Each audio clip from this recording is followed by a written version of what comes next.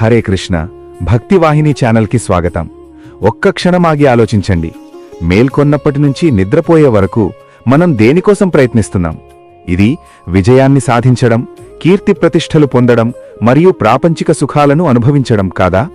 కాని ఒక్కసారి ఊహించుకోండి, మీరు కోరుకున్న అత్యున్నత విజయాన్ని మీరు సాధించినట్లయితే ఆ ఆనందాన్ని పంచుకోవడానికి మీ పక్కన ఎవరూ లేరా? మీ సొంత బంధువుల శిథిలాల మీద నిలబడి మీరు విజయం సాధించినట్లయితే ఆ విజయం మీకు ఆనందాన్నిస్తుందా, లేదా అది మిమ్మల్ని ఎప్పటికీ వెంటాడే భయంకరమైన శిక్షగా మారుతుందా? ప్రపంచాన్ని జయించగల సమర్థుడైన యోధుడైన అర్జునుడు కురుక్షేత్ర యుద్ధభూమిలోకి ప్రవేశించగానే ఈ మానసిక సంఘర్షణను ఖచ్చితంగా ఎదుర్కొన్నాడు. ఈ రోజు మనం చర్చిస్తున్న విభాగం కేవలం యుద్ధం గురించి మాత్రమే కాదు, ఇది నైతికత మరియు భౌతిక సుఖాల మధ్య మనలోని పోరాటానికి సంబంధించింది. ఈ వీడియోను చివరి వరకు చూడండి. ఈ రోజు మనం దేనివైపు పరిగెడుతున్నాము మరియు నిజమైన ఆనందం ఎక్కడుంది అనే దానిపై మీకు స్పష్టత వస్తుంది. భగవద్గీతలోని ఈ అద్భుతమైన శ్లోకం గురించి తెలుసుకుందాం. న కాంక్షే విజయం కృష్ణ నచ రాజ్యం సుఖాని చ కిం నో రాజ్యేన గోవింద కిం భోగైర్ జీవితేన వా ఏషామర్థే కాంక్షితం నో రాజ్యం గాహ సుఖాని చ త ఇమేవ స్థితా యుద్ధే ప్రాణాన్స్త్యక్త్వా ధనాని చ. దీని అర్థమేమిటంటే, అర్జునుడు అపారమైన వేదనతో కృష్ణునితో ఇలా అన్నాడు: ఓ కృష్ణ, నాకు విజయంగాని రాజ్యంగాని దానితో వచ్చే ఏ సుఖాలు అక్కర్లేదు. గోవిందా, మన బంధువులు ప్రియమైన వారే తమ ప్రాణాలను సంపదలను పణంగా పెట్టి మన ముందు యుద్ధానికి సిద్ధంగా ఉన్నప్పుడు మనం ఎవరికోసం ఈ రాజ్యాన్ని, దాని భోగాలను, దాని సౌకర్యాలను కోరుకుంటున్నాము? ఈ రాజ్యం, ఈ సుఖాలు చివరికి ఈ జీవితమే అయితే ఏం ప్రయోజనం? అర్జునుని స్వరంలో వ్యక్తమయ్యే ఈ వైరాగ్యం మనల్ని లోతుగా ఆలోచింపజేస్తుంది. మిత్రులారా, ఈ శ్లోకం మనకొక లోతైన జీవిత సత్యాన్ని బోధిస్తుంది. మనం కూడబెట్టిన ఏ సంపదైనా, సాధించిన ఏ విజయమైనా మన ప్రియమైన వారితో పంచుకున్నప్పుడే పరిపూర్ణతను పొందుతుంది. నేను అనే అహంకారంతో సాధించిన విజయం కన్నా మనం అనే భావన నుండి లభించే సంతృప్తి ఎంతో గొప్పది. ఇక్కడ అర్జునుడు ఒక గొప్ప త్యాగానికి సిద్ధంగా ఉన్నాడు.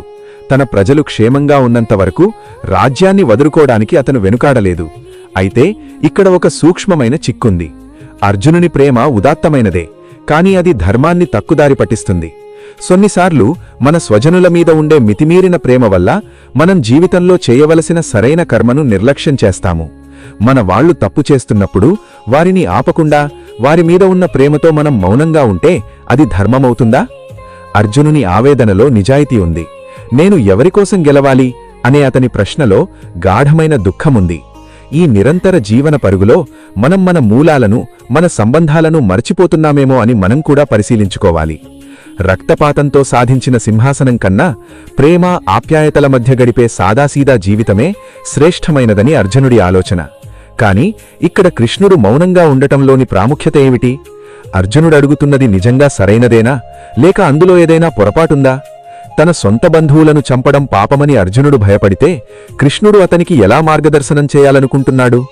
ఈ ప్రశ్నలు మనలో ప్రతి ఒక్కరినీ నిరంతరం వేధిస్తూనే ఉంటాయి. జీవితమంటే కేవలం సుఖాలను అనుభవించడం మాత్రమే కాదు, ప్రతి మలుపులో ఎదురయ్యే పరీక్షల్లో ధర్మం కోసం నిలబడటమే దీని సారాంశం.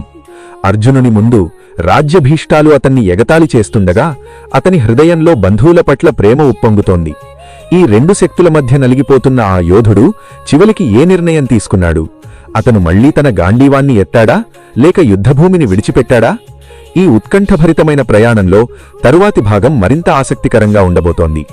కృష్ణుడు తన నోరు తరచి అర్జునునిలోని అజ్ఞానాన్ని ఎలా ఛేదించాడో మనం ముందు ముందు తెలుసుకోబోతున్నాం. ఆ అద్భుతమైన జ్ఞానాన్ని పొందడానికి సిద్ధంగా ఉన్నారా? ఇలాంటి మరిన్ని స్ఫూర్తిదాయకమైన గీతా సందేశాల కోసం ఇప్పుడే మా ఛానల్కు సబ్స్క్రైబ్ చేసుకోండి. మీకు ఈ వీడియో నచ్చినట్లయితే మీ స్నేహితులతో పంచుకొని వారిలో కూడా ఒక కొత్త ఆలోచనను రేకెత్తించండి. మనం రేపు మళ్ళీ కలుద్దాం. హరే కృష్ణ. ధన్యవాదాలు.